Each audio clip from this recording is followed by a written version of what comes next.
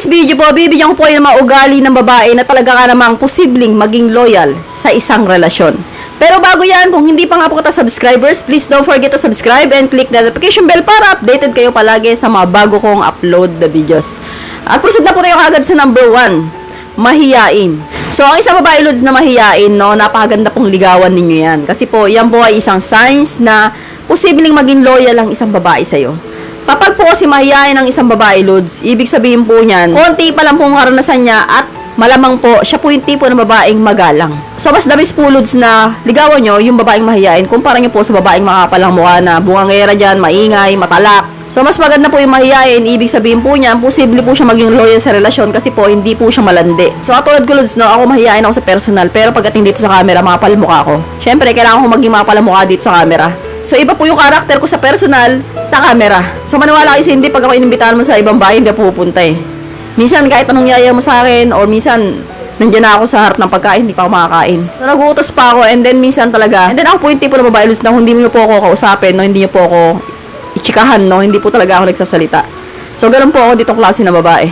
Pero hindi po ako suplada, mahihain lang po talaga ako. Proceed na po tayo agad sa number 2. Simpleng manamit at walang kaarte-arte, no? Sila po yung mga tipo ng babae na napakasimpleng manamit. Ayaw nila yung nasisilipan sila. Ito talagang okay na sa kanila yung simple lang. So, nagsusot din naman ng medyo sexy pero hindi ganun ka-sexy. So, mas madalas simple sila. So, wala silang kaarte-arte sa katawan, wala silang hilig na magpahid ng kung ano-ano sa katawan, like lotion or sa mukha.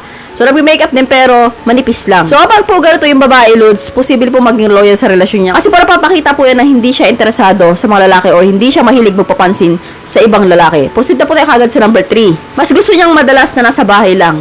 So, napakaganda, Lods, na ligawan niyo po yung babaeng bahay lang. Kasi po, ibig sabihin po yan, hindi po yan lalakero, hindi po yan mabogli, malibog, no?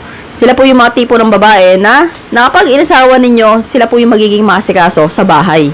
Ang gagawin lang po niya mag-alaga ng anak, magluto, maglinis, and then maghihintay sa'yo. Diba? Napakasarap maging asawa yung ganyang klase na babae, Lods. Kumpara sa babaeng gala at mahilig gumimik. So, kapag po ang babae, Lods, mahilig gumala, asahan nyo na yung Lods, hindi po yung magiging mabuting asawa sa'yo. So, kaya napakaganda, Lods. Unang-unang titingnan nyo po sa babae, yung taong bahay lang. So, sila po talaga yung tunay na babae na posibleng maging loyal sa isang relasyon. Proceed na po tayo agad sa number 4. Walang barkada. Merong isang kaibigan, ganyan. No? May best friend lang. Siya yung laging kausap niya lang, kinikita niya, and then aside from that, wala na po.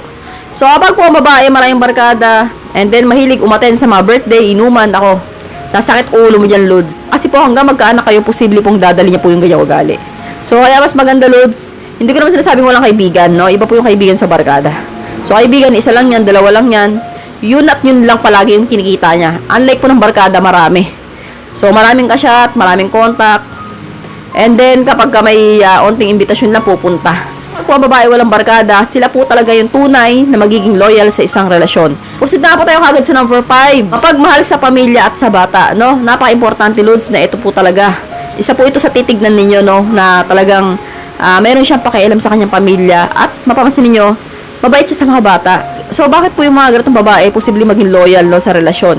Kasi po, kapag po yan nagkaroon ng sariling pamilya, pwede niya pong i-apply yun, yung nakikita nyo na yun na mapagmahal siya sa pamilya at sa bata.